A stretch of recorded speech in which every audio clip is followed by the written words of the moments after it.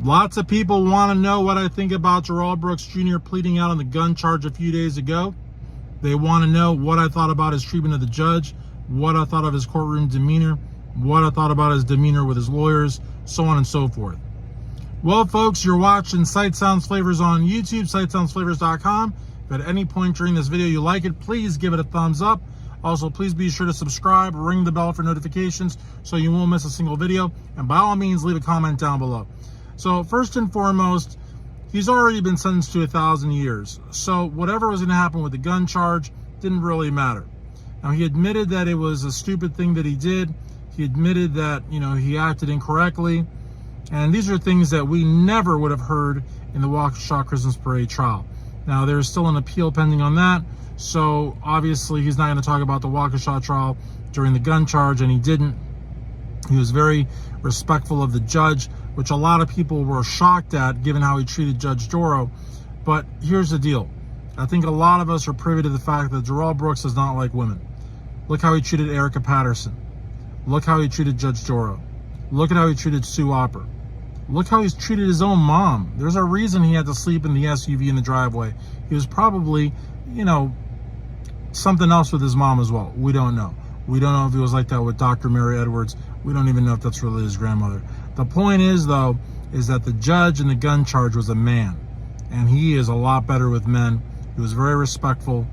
He didn't cause any outbursts. He didn't need to be taken to another courtroom. His lawyer is also a man. And I don't think he had a problem with his lawyer either. So, again, the other reason why I think there weren't a lot of disruptions was because this was not a media covered trial. There was media there, but it was only for like a little soundbite here or there. They weren't hanging on his every word like they did for the Waukesha Christmas Parade trial or the appeal. The appeal doesn't get quite as much as the trial did, but this gun charge got virtually no media coverage. If we know one thing about Darrell Brooks Jr., it's that this man craves attention. He's a narcissist. And, in this particular case, he didn't really have an opportunity to re-traumatize any victims. He didn't have the opportunity of, fighting it out with the judge. And even if he had the opportunity, it was of no interest to him because, again, there wasn't a lot of media. And it wasn't going to really make a difference with regards to the fact that he has to serve 1,000 years for the murders and maimings and everything they did on that Christmas Parade trial. The other thing, too, is the convenience factor. I know that a lot of people think, well, what has he got going on that it would be an inconvenience for him? But really, honestly, we've seen him gain a lot of weight. We've seen him grow out his hair again. He's probably, gotten used to some normalcy in his life and getting some special treatment, of course. This is not an inmate that's ever going to do Gen Pop or have to do a prison job. He's going to lead a very, very simple, almost easygoing life in prison.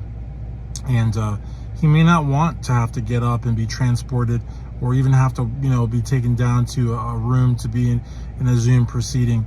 He may rather just, watch TV, sleep, go take a shower, maybe lift some weights, read some books, talk to fans, because he's got fans. If Dahmer had fans, Bundy had fans, Rawlings had fans, this guy's got fans. As disgusting and twisted as that may sound, he's got fans. So for all those reasons, I think he pled out.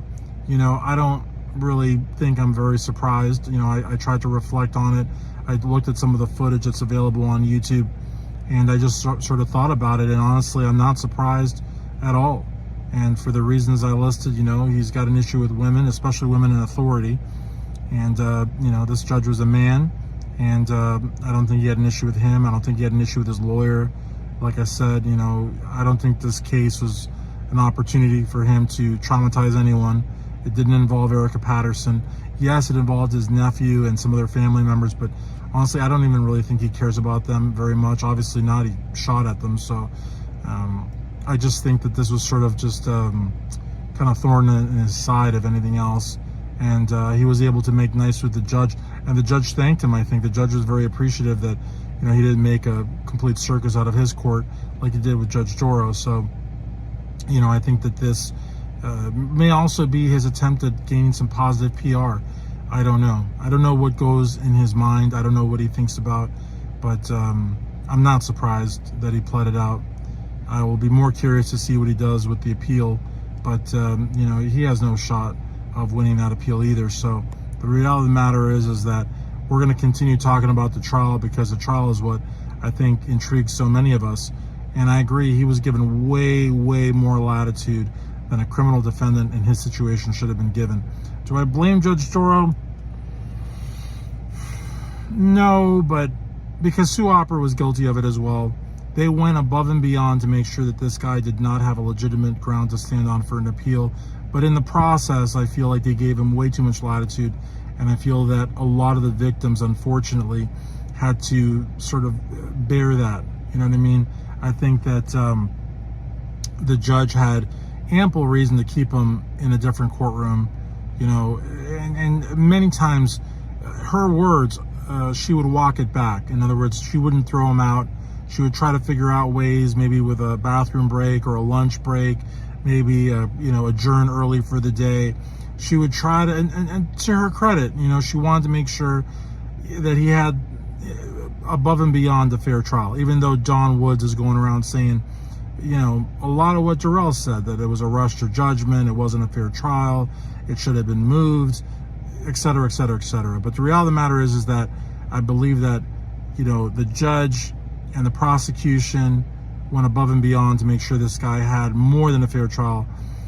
In the process, though, I feel like some of the victims maybe were exposed to a little bit more than they should have been. But these are strong people, let me tell you. These are strong people. They have come together as a community. There are bonds that were created through the suffering and the trauma that some pipsqueak punk like Darrell Brooks Jr. is not going to jeopardize. These people want to take the stand. They wanted to look him in the face. They knew that he was going to get convicted. And I think that the conviction that he got, the sentence that he got, I think emboldened them. And these are people that are ready and have been ready to reclaim their lives. And they were not going to let some POS like Darrell Brooks Jr. completely ruin their lives. I mean, he is responsible for pain and suffering unlike anything that we can even fathom. But even still, you look at the victims of the Waukesha Christmas Parade, you look at the victims of Marjorie Stoneman Douglas, you look at the victims of Columbine, Sandy Hook, you look at these victims and their families, and they come together. And there's something, there's a grieving process, there's no doubt about that. But then, the quest for justice and the memory of those that are lost, it gives them an incredible amount of backbone and strength. And even when Darrell Brooks was rolling his eyes, talking to himself, nodding his head, smirking and grinning, and sometimes even laughing, it did not break them. It did not break them. So, I don't like that he was given so much latitude, but I understand why. And he may have wanted to traumatize the people, but he didn't. Now, Erica Patterson, that's a different story. Erica Patterson, she's very strong, but at the same time, I do feel like he was able to still scare her a little bit and traumatize her a little bit more. And we all know with Judge Darrell, Darrell stared her down to the point that it made her very uncomfortable, and she had to make a comment. And that's what he wanted. That's what he was after. That's what gets him off. But even Judge Darrell, she had a couple moments there where, his piercing eyes and his demeanor were able to, shake her up a little bit. But she was in full control 99.9% of the time. And Sue Opper, he hated Sue Opper the most because Sue Opper was unflinching. There was no 99.99%. It was 100% of the time. Sue Opper was unflinching, and even said he ran like a scared little chicken and had no power at all. And let me tell you something. You saw him cracking his knuckles. You saw him. If he hadn't been chained, he probably would have done some serious damage to Sue Opper. And Sue Opper was relentless. I mean, she was just, all gas, no brakes, no fear, no backward step, no stutter, no nothing. She didn't even blink. She didn't have any fear for him. And he couldn't stand that.